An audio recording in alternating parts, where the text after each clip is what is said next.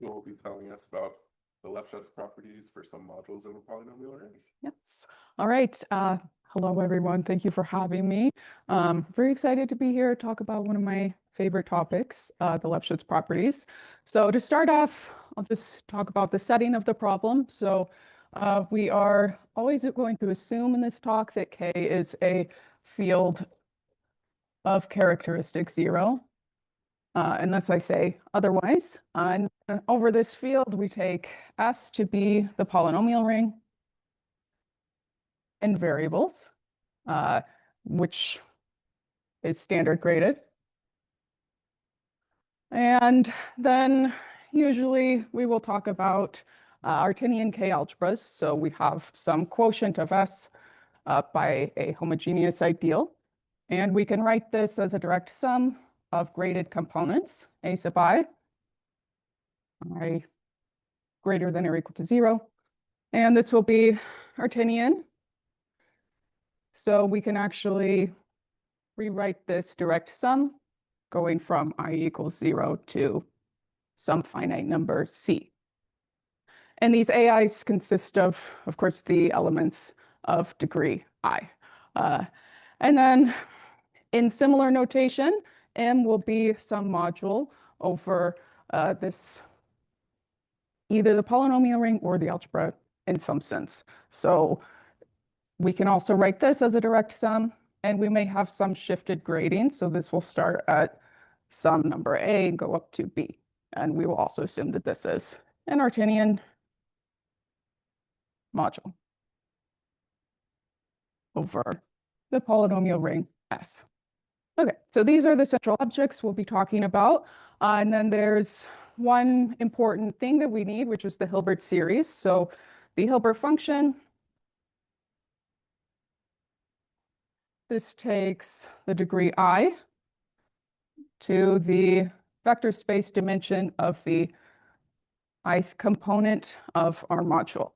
And we can write this as a series. So then we have the Hilbert series, which is just the usual notation. And since everything is Artinian here, this will be a finite series. So we can start it at A and go up to B, just like this direct sum of modules. And probably I will start calling these dimensions HI for short. Okay, so these are the main things that we need. And then from this, we can go and actually define the Lefschetz properties. So our module M, we say that M has the weak Lefschetz property.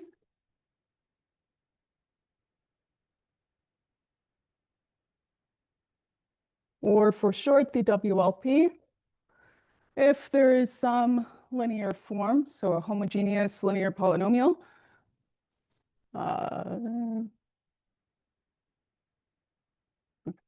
if there exists a linear form in the polynomial ring such that the multiplication maps by this linear form between each graded component, these will all have maximal rank.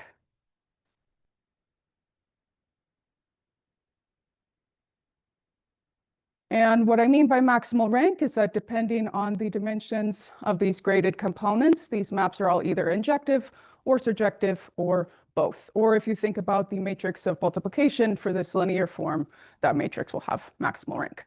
And then similarly, we can define the strong Lefschetz property.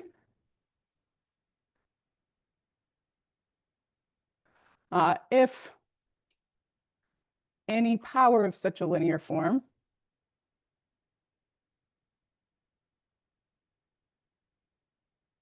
has maximal rank for all I and for all D. Okay, so it should be hopefully clear that the strong Lefschetz property implies the weak Lefschetz property. Some other facts that are true, we know these Lefschetz properties are telling us nice things about the structure of our algebra. So the Lefschetz properties, these are the algebraic versions of some results in algebraic topology and geometry called the Lefschetz hyperplane theorem and the hard Lefschetz theorem. So if you remember my Anastasia's talk yesterday, she talked about the Kähler package. One of the results in the Kähler package is this hard Lefschetz theorem. So these are really algebraic analogs of these nice results. And what else do we know?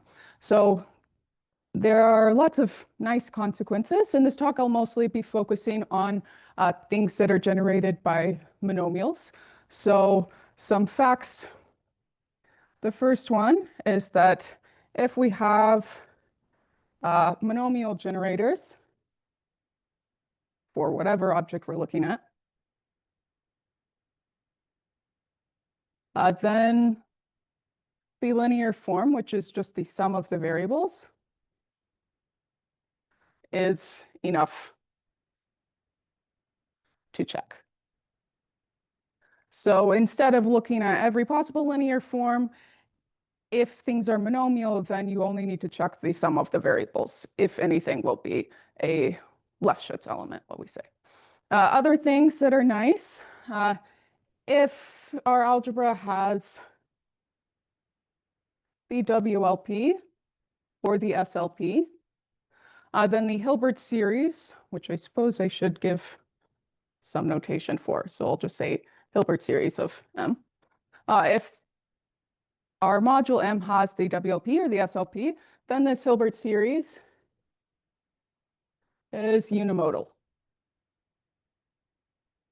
Which means that if you think of it as having some sort of shape, it will look something like this. So the coefficients of your Hilbert series, they increase up to a point. Maybe they're flat for a while and then decrease.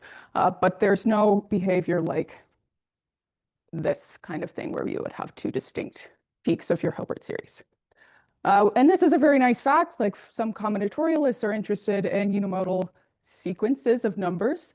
And this is maybe a roundabout way of going about things, but say you have some sequence, you want to prove that it's unimodal. What you can try to do is construct some algebra that has the Lefschetz property, and then that would show you that this sequence is unimodal.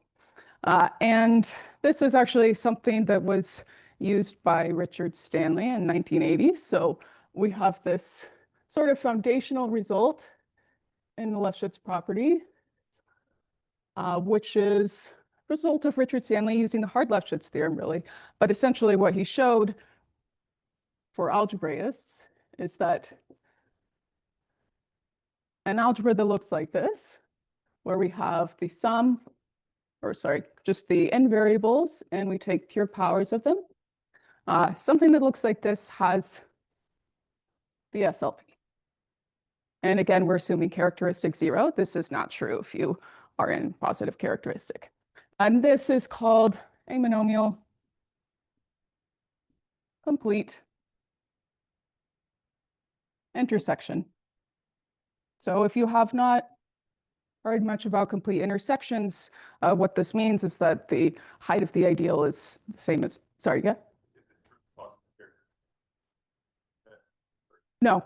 So for example, if you take like, okay, x, y, and mod out by x to the p, y to the p, and positive characteristic, this will fail the SLP, regardless of how big your field is. And actually, there are some results in the Lefschetz properties where you actually assume the field is infinite, regardless of the characteristic. Okay. One other thing that I wanted to say, I have mentioned before, like everything here is Artinian, and it's actually, you do not need to require things to be Artinian for these results to be true, but you can always reduce to the case where things are Artinian. So a question that I often get is, why do you want things to be Artinian? It doesn't matter, it just makes things easier.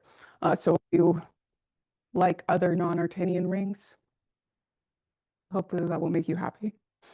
Okay, so back to this result of Stanley. We have this wonderful fact. He was working on a problem in combinatorics and ended up proving this. And then algebraists became interested because it can be phrased in this way. And motivated by this result, there are some main questions we have when studying the Lefschetz properties. So, for example, let's see.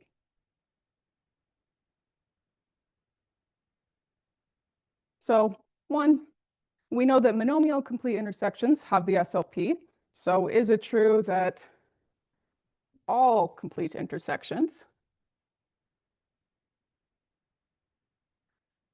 have the SLP? This is an open question, one of my favorite open problems. And it turns out to be a very difficult problem, actually. So the name, the Hard-Lefschetz theorem, is actually, it comes from, I believe, a quote of Grothendieck, who referred to this theorem of Lefschetz as Theorem de Lefschetz-Lavache, which is French for something, I think, cow.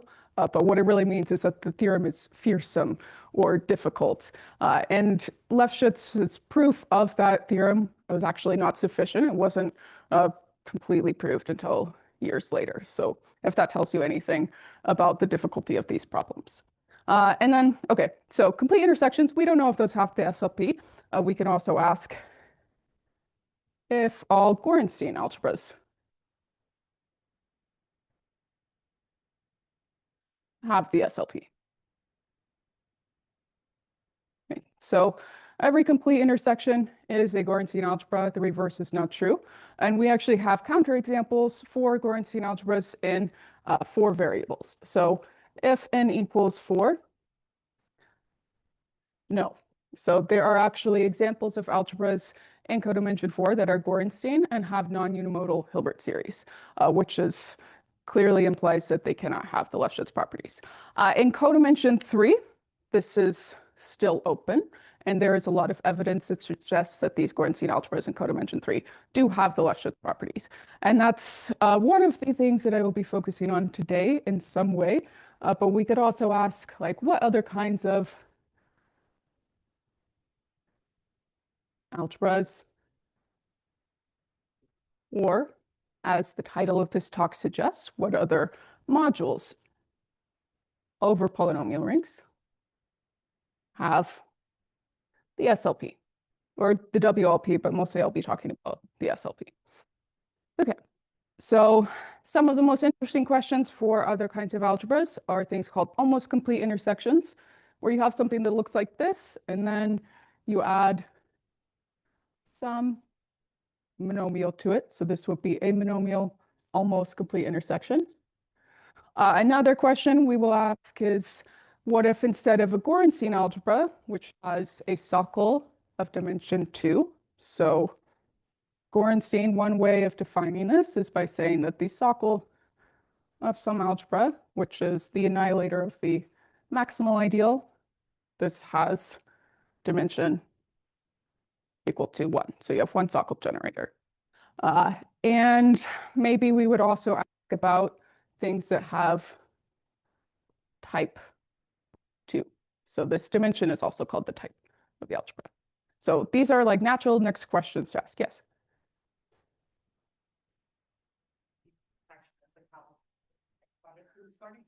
Yeah. Oh, yeah. So complete intersection, you have a regular sequence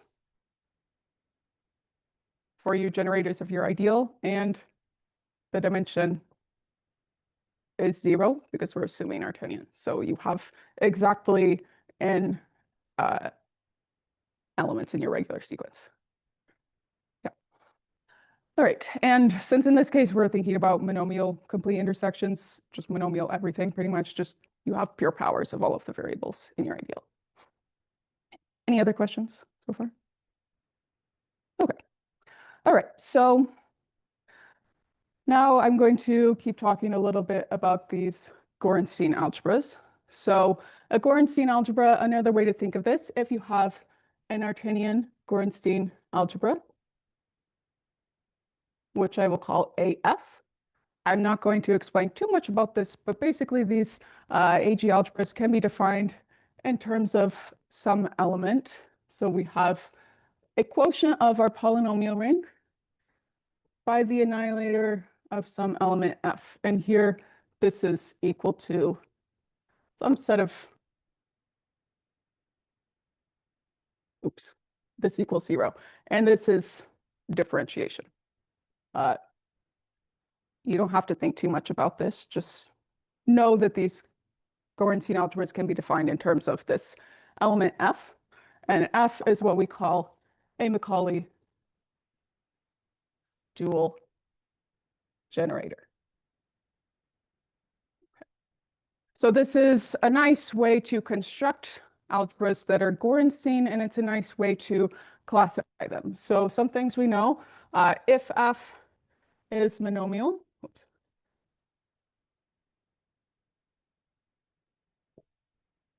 then the Gorenstein algebra defined by F is a monomial complete intersection, just like this.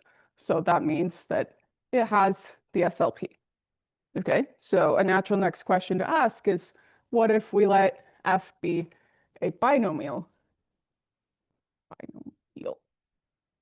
Okay, then in this case, AF is much more difficult to write down. Like you can do it for specific binomials, but to come up with a classification for all Gorenstein algebras with a binomial Macaulay dual generator is a much more difficult problem. But some of you at UNL may have heard Alexandra give a talk on Gorenstein algebras with binomial Macaulay dual generators. So in that paper, which has a very long list of authors that I may or may not remember all of. So we have Altafi, Radhika Dinu, Sarah Faridi, Masuti, Mira Roige, Alexandra Seshelianu, and Villamiser. Okay, so we have this proposition. So maybe it's difficult in general to write down what these Gorenstein algebras look like, but say we assume in 3 variables, which is the open case or the interesting open case for Gorenstein algebras. One thing I did not mention is that this is probably important. If n equals 1 or 2, then all algebras have the SLP. So the first interesting case is in 3 variables, and we do not yet have a counterexample for what may be conjectured to be this. Okay, so if we let n equal 3, then for any F binomial, the initial ideal with respect to some term order of our Gorenstein algebra has one of 3 forms.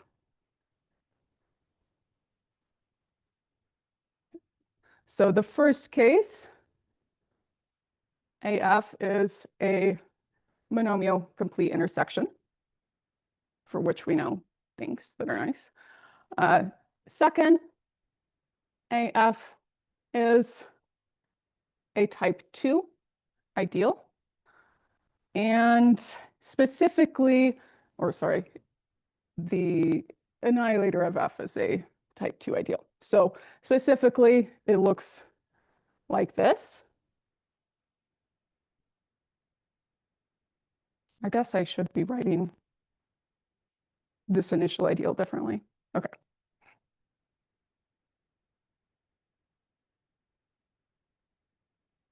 Okay. Now things are correct. Okay. So this initial ideal is something that looks like this. We have x to the a, y to the b, z to the c, and then we have 2 more generators, x alpha, z gamma, and y beta z gamma. This is type 2. And I'm assuming here that all of these alpha, beta, gamma, these are non-zero and they are less than a, b, and c. So this is truly what it should look like if you write it down as a minimal generating set. And the third case is that this initial ideal is an intersection of ideals of form 1 and 2. Okay. So if you are asking about the Lefschetz properties for these, this guy, 1, this is known, this has the SLP. 2, this is the main case we're talking about in this talk. And 3, it's not trivial, but I won't be talking about it. So you can read this paper if you're interested in the Lefschetz properties for this case. So for me, I am going to look at these type 2 ideals. Even if they were not the initial ideal of a Gorenstein defining ideal, it would still be an interesting question. And I actually started working on this problem without knowing that they were initial ideals of these annihilators. Okay, so we know some things about the Lefschetz properties for type 2 ideals. So I'll rewrite this here. X to the A, Y to the B, Z to the C, X alpha, gamma. Okay. So the WLP for these has been fully characterized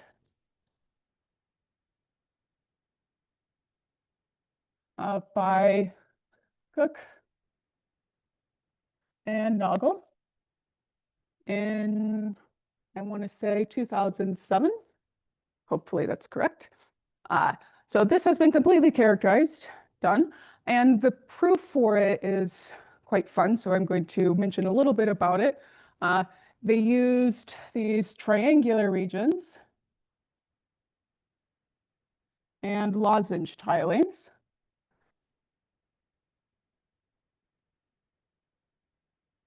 To give a very combinatorial argument for why these have the WLP. So the way this works, say we have some, let's see, I have a good example down here. So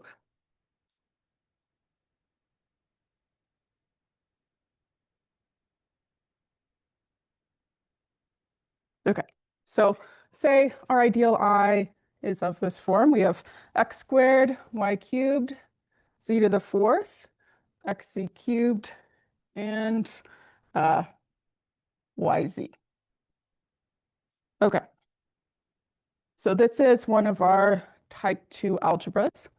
And maybe we want to look at the map times L, which here, since it's monomial, we can look at the sum of the variables from degree 3 to degree 4. So the way their proof works is by writing all of these monomial generators for these degree 3 and 4 components. Actually, I think I want to do 2 and 3. It will be smaller. Okay. Yes. Okay. So we have a triangle that looks like this. And because the number of monomials in a polynomial ring and each degree has sort of a nice relationship in consecutive degrees based off of binomial coefficients, we can write all of these in a triangle, which will become more clear soon, I hope.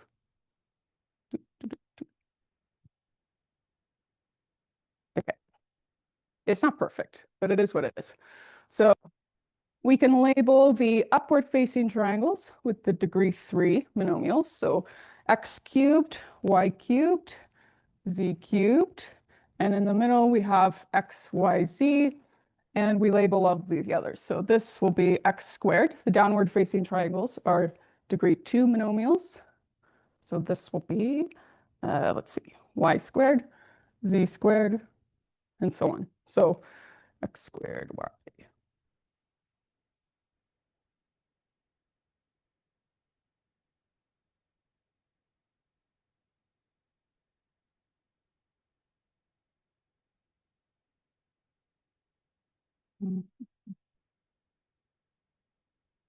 Okay, so we have now labeled this triangle all of the degree 2 monomials and all of the degree 3 monomials in the polynomial ring. And when we quotient out by this ideal, we can think of this as shading out the areas of the triangle that are inside of this ideal. So we have x squared in the ideal, which means that we should shade out this entire region because all of these are multiples of x squared. Y cubed means that we would shade out this triangle, and z cubed, z to the fourth. Z to the fourth will not show up here at all because it is degree 4. But we do have also y times z. So we will shade this guy, no, not that guy. Okay. All of these. Okay, so we end up with some weird shape like this.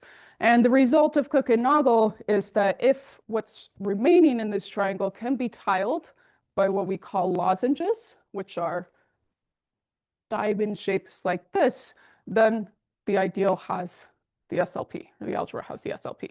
So for this example, this is not too difficult to do, except I have messed up somewhere, but oh yes, you're right. So good. Okay. So I have not given a counterexample to this fact. Thank you. Okay, so this is a terrible drawing, but like hopefully the concept is clear. Like you can pair up these monomials with these lozenges, and that will tell you that you have a map between those pairs of monomials. Okay. Any questions? Yeah. Yeah, so I mean, for the multiplication here, we are mapping these degree 2 monomials to degree 3. And there's a result that says that for the WLP, you actually only need to check one specific map, and you want that map to be bijective. So you want to have a perfect matching, essentially, between these degree 2 monomials and the degree 3. So that's what these lozenge tilings are doing. Like you have a degree 3 and a degree 2, and so on, like that. Does it make sense? Okay. Okay. All right, so this is how the proof goes for the WLP, vaguely. And you may notice that you can't do something similar for the SLP. So if this was degree 4, for example, we would no longer have this nice relationship between the numbers of monomials in each degree. So you can't plot them on this nice triangle, and a lot of these combinatorial results are also no longer true. So we have to figure out some other way to look at the SLP for these. And unfortunately, so there are not like a lot of tools available to us that are applicable in this scenario. So what we can do is use sort of maybe something that's a bit overpowered, but does work, that relies on a construction by Harima and Watanabe, which I will briefly go over.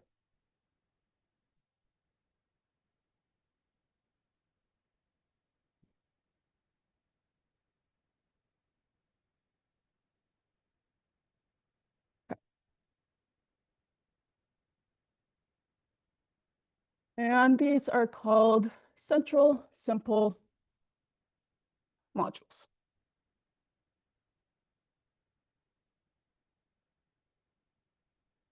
Okay, so central simple modules are named that because they are simple modules of a centralizer of some nilpotent matrix, but they're very connected to the SLP. So the idea is you have some algebra A,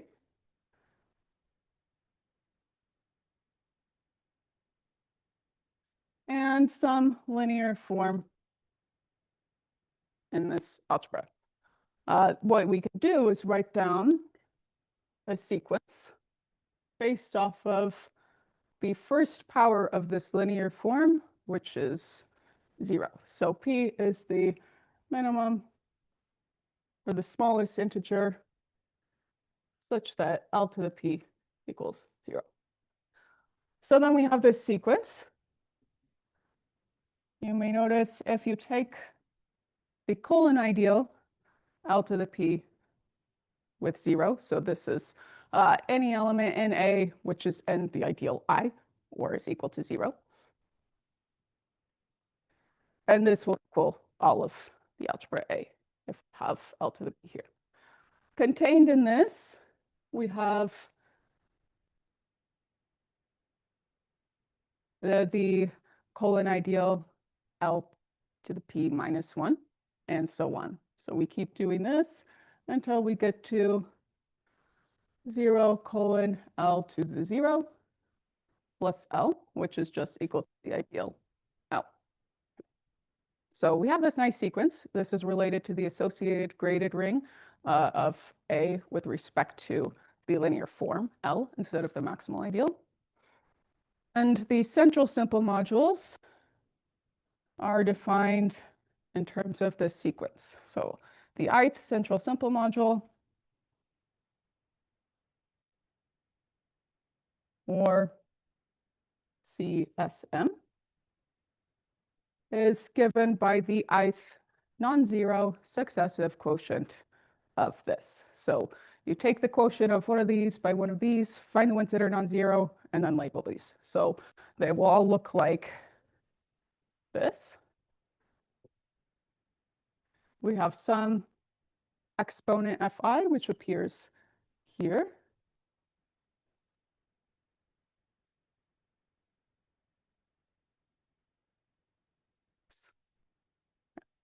So some quotient like this that's non-zero.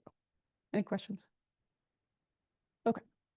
So we define these central simple modules. We will also define VIL tilde to be the tensor product of VIL with a polynomial ring in one more variable. Let's say that variable is t, modulo t to the fi. And then furthermore, we will also take V tilde L to be the direct sum of all of these ith V tildes. So overall, okay. All right, and now one of the nice facts about this V tilde is that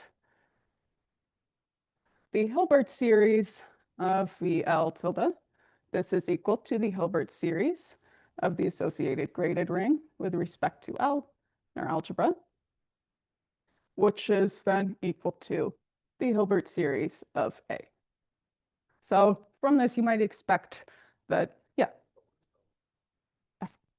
so these, it's just some number between 0 and P, where these guys are non-zero.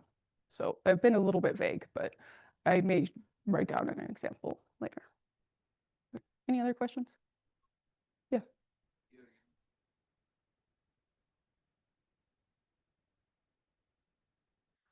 It is true if it's non-standard graded. And actually, that's, I think, why they came up with this construction to look at the Lefschetz properties for non-standard graded modules. It works for algebras and for modules. And here, everything is standard graded. In theory, I could do this for non-standard grading, which I have not done yet because I'm a little bit afraid of them. But yeah, good question. Okay, so we have this construction, and the way this relates to the Lefschetz properties is in this theorem. So it was first proved by Harima and Watanabe for Gorenstein algebras, and then by me recently a slight generalization for any algebra. So this theorem says that A has the SLP if and only if there exists some linear form such that these central simple modules and their direct sum has the SLP. So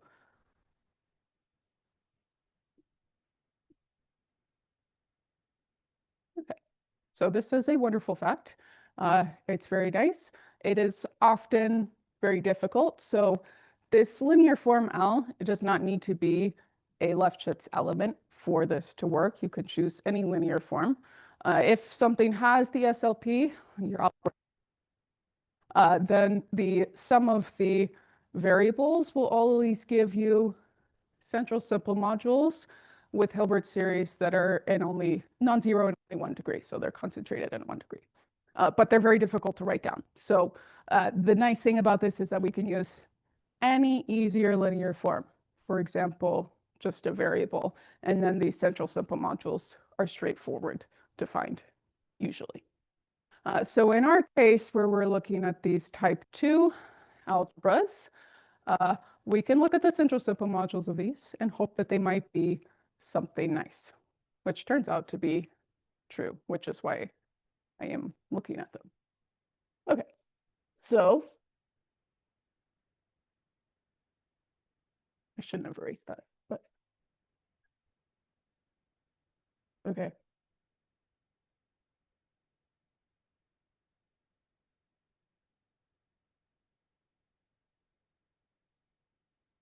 All right, so our same type 2 ideal, if we let L equal one of the variables, for example, Z, then let's see, A, this one, I, then the central simple modules of A with respect to L are quite easy to find, and there are only 2 of them. So we have the first one will be given by the colon ideal with Fi equal to C. I'll write C here.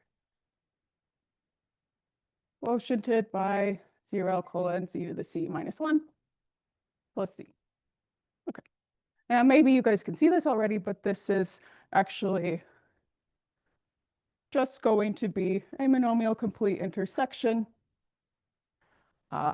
in 2 variables. So I think it is, let's see, X alpha, Y, B. Okay. And then if we take these tensor products, this will be a monomial complete intersection in 3 variables. Okay. So this is nice. This has the SLP. Wonderful. And then if we look at the second central simple module, this will have Fi equal to gamma. And it will be isomorphic to not a K-algebra, actually a module that is a quotient of 2 ideals. So this will be isomorphic to x to the alpha y beta over x to the a y to the b. Oop, I think I have that backwards.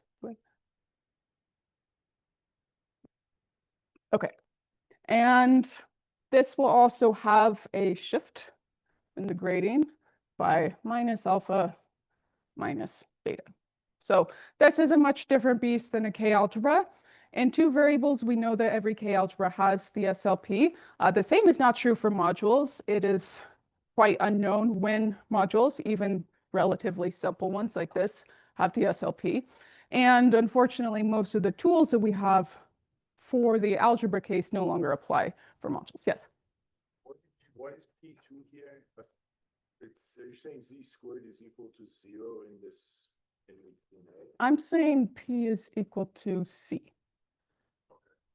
Does that answer your question? What was your question? I'm not understanding why there's only 2 of these, I guess is what. Right. Well, it's not immediately clear unless you write down all of the other ones. They're all 0. So these colon ideals, unless you have the specific 4 of these, I guess, that I've written down, they're all the same. So like 0 colon Z to the C minus 1 is, what's the ideal Z is equal to, and C minus 2, and so on. So it's, I'm not going to write them all down, but you can trust me, there are only 2. What we need to prove that these type 2 ideals might have the SLP is to show that this second central simple module has the SLP. And we also need to know some things about these tensor products and about direct sums. So the tensor product of this, let's see. So if we're looking at this tilde,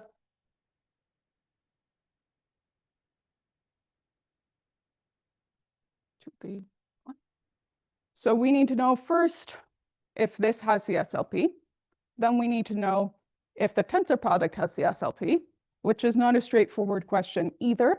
Relies on some facts about the Hilbert series of the module. And then we also need to know when the direct sum of these two has the SLP.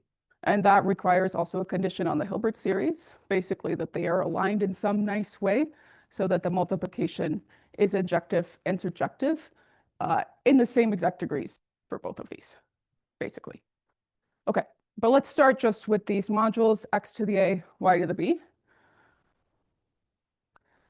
Thankfully, it turns out to be true that they do all have the SLP. So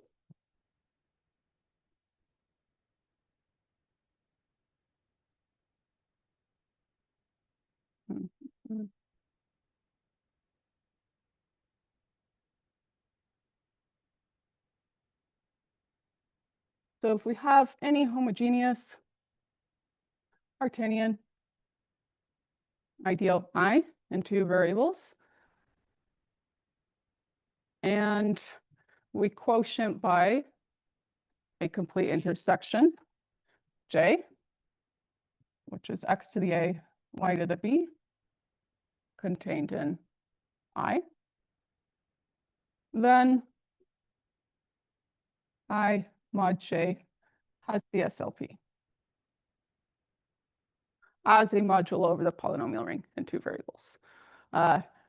So this in particular implies that if I is equal to this guy, it will have the SLP. And the proof for this, there are some ways one might go about thinking about proving this. So in two variables, if we just have S mod J, the original proof that this has the SLP used a generic initial ideal.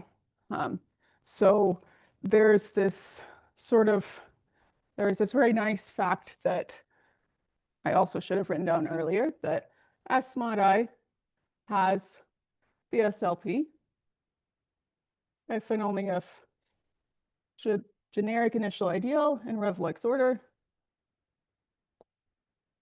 has the SLP. And if the initial ideal for any term order has the SLP, one implication of this is true. So one might try to think about generic initial ideals. Unfortunately, it actually does not work at all here, and it is false, these things. If you replace S mod I by a module, it's no longer true in some way that makes sense. So like say you take a generic initial ideal of I modulo by the generic initial ideal of J. One implication of this will not be true.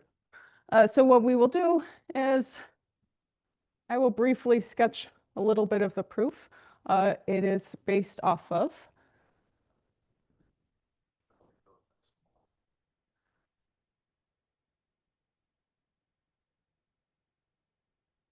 I'm just bad with notation, that's all. So there you go. Yeah, sorry. Yeah. So this is based off of the Lindstrom-Gessel Vienna lemma, which is a combinatorial result. You can find it in proofs from the book. Proofs from the book. It has a very beautiful proof, which I recommend reading. So that's my advice to you today. If you want some enjoyment in your life, go look at this book. But what it tells you is that you can interpret the determinant of some matrix of binomial coefficients as some enumeration of lattice paths or families of lattice paths. And it's quite a cute result with a nice proof. So for us, looking at ideals in two variables, so we have, as a linear form, we can look at the sum of the two variables. And then if you look at any power of this, this will be given by a sum with binomial coefficients. So d choose 0, x to the d plus d choose 1, x to the d minus 1, y, and so on. So if we the matrix of multiplication by this element, on our module, it will be a matrix of coefficients. So one example, maybe we have a matrix. This is, okay, so we pick two complete intersections, take the quotient. There is one of them at least which has a matrix of multiplication that looks like this. What is it?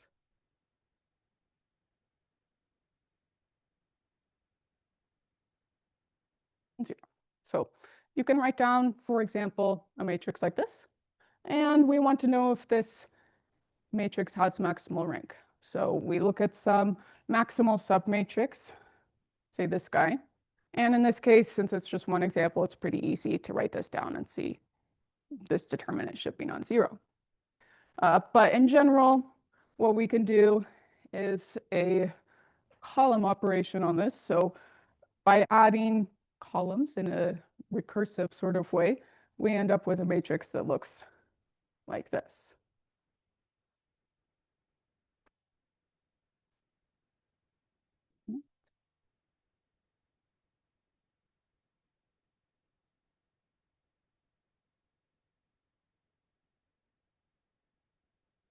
Okay, and we assume that this guy, where the bottom number is larger than the top, is 0. Okay. So our matrix looks like this. And what the Lindstrom-Gassel-Viano lemma tells us is that we can write down sort of a lattice, so like this, which will be shaped like a triangle.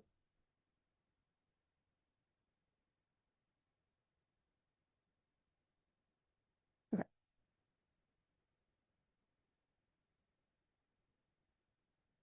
And we look only at the points on this vertical line and this diagonal. And let's look at the top numbers of these binomial coefficients. So we have 5, 4, and 3. So we take 5, 4, and 3, these points. And over here, we have, for the bottom, just 2 and 4. So 2 and 4.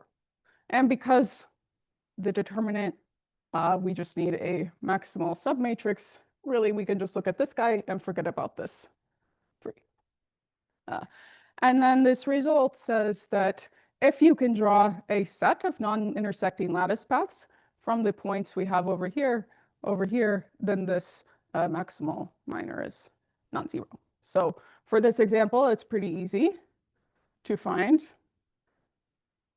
a set of non-intersecting lattice paths. Looks like this. For example, if we were working in positive characteristic and we wrote down every possible enumeration, or like we wrote down the enumeration of actually how many possible non-intersecting lattice paths we would have, then we would get the determinant of this, and then depending on when that determinant is non-zero and positive characteristics, we would know when it has the SLP and positive characteristic. But that's a much more difficult question. Yeah. Yeah, northeast. Yeah, yeah, good question. Yes.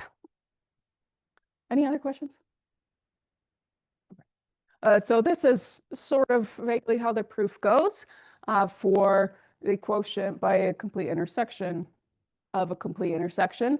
For the general statement where we have any homogeneous ideal, then we can use an argument based off of weighted initial ideals, which I will not go into. But now we have proved this fact using the Lindstrom-Gassel-Viano lemma. So we have this guy, check. It has the SLP. The next question is when this tensor product has the SLP. And it's not always true that it has the SLP, unfortunately, when we take this tensor product. But if we have some nice Hilbert series here, something that is called almost centered, which is sort of like almost symmetric. So like we could have a Hilbert series like this. So if this is a Hilbert series that's symmetric, then this tensor product will have the SLP. It is also true that if we shift this slightly away from being symmetric, this tensor product will still have the SLP. But if you go too far away, so maybe we have 1, 3, 1, 1, this will no longer have the SLP. So that's the idea for the tensor product. And then to prove when the direct sum has the SLP, we again use a Hilbert series argument that I won't go into too much, except for to show this one result. So it's a bit difficult to remember all of the conditions. So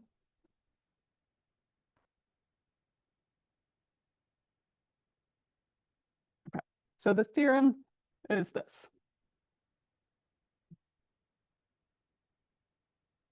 For this ideal, I, the same ideal, S mod I has the SLP if any of these three conditions are true. So the first one, alpha plus beta minus 1 is less than or equal to A plus B minus C, less than or equal to alpha plus beta plus 1. And then we have two more numerical results that I may not write down completely. But so the next one is something like the minimum of alpha and beta is not equal to the maximum of alpha and beta. And this maximum is also equal to the minimum of alpha plus beta, A and B. And then the third one is some other numerical condition that is not very interesting to write down, but just know there's some other inequality here. And the key point to this is that in this first case, our S mod I as a symmetric Hilbert series. And even more importantly, I is equal to the initial ideal of these Artinian-Gorenstein algebras generated by a binomial Macaulay dual generator. So this is the key point here. And then because of this fact for the initial ideals, the authors that I mentioned previously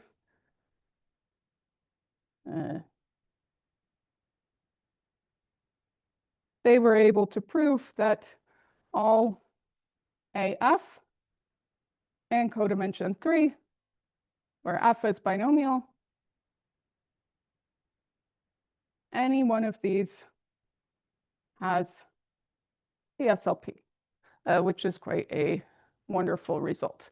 And in fact, so it's often true and is also true in this case that most of the time for facts like this, you can just look at monomials and binomials, and then further trinomials and so on will no longer be. These are the two main cases, is what I'm saying, basically. So this is very powerful evidence for the conjecture that all Gorenstein algebras in codimension 3 have the SLP, depending on who you ask. Anyway, some people are more optimistic than others. And I think I will stop there. So.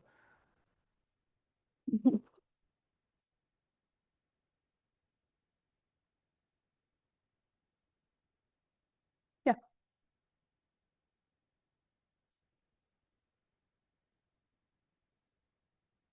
Yeah, so the idea is if you have something that's not Artinian and you go in high enough degree, something to do with the zeroth local cohomology module, then any general linear form will be a non-zero divisor.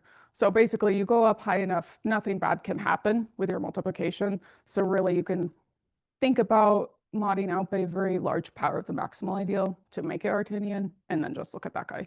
So that's the idea. Yeah. Do you have a sense of how often one's with this property?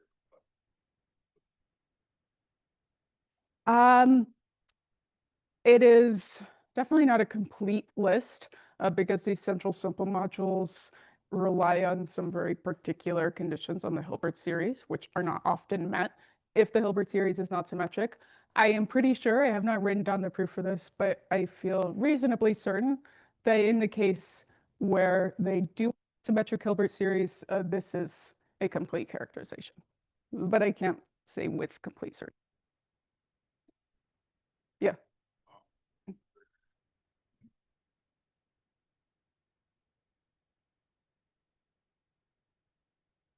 This, good question. I think maybe it's one direction I think is true because this associated graded stuff doesn't really rely on characteristic, but I don't trust myself to say that for sure. Yeah.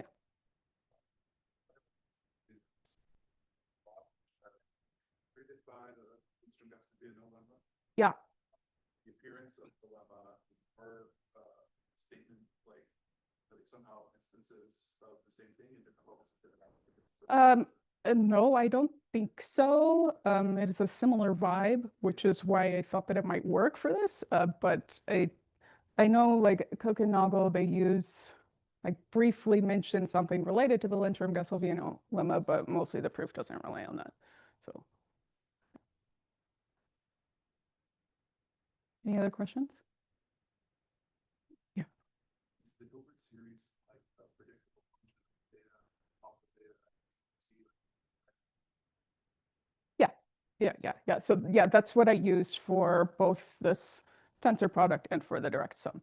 Yeah, it's sometimes a bit difficult to write it down. Like in two variables, it's okay, it's pretty reasonable. And then once you do the tensor product and try to look at that Hilbert series, things get more complicated naturally. And probably I could do more than I have, but have other things to do. So I haven't gotten around to it. But yeah. Mhm.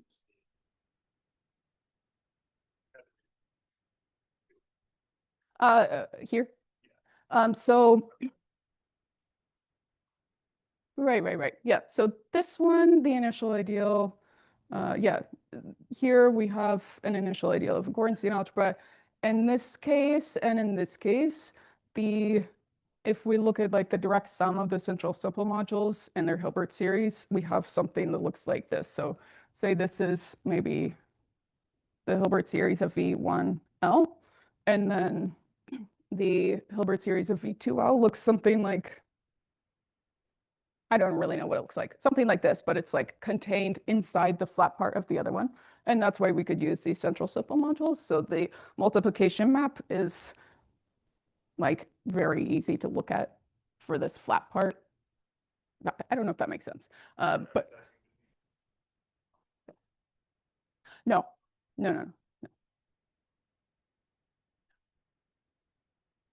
Let's think back one more time. What did we do at 11:30? With our last talk.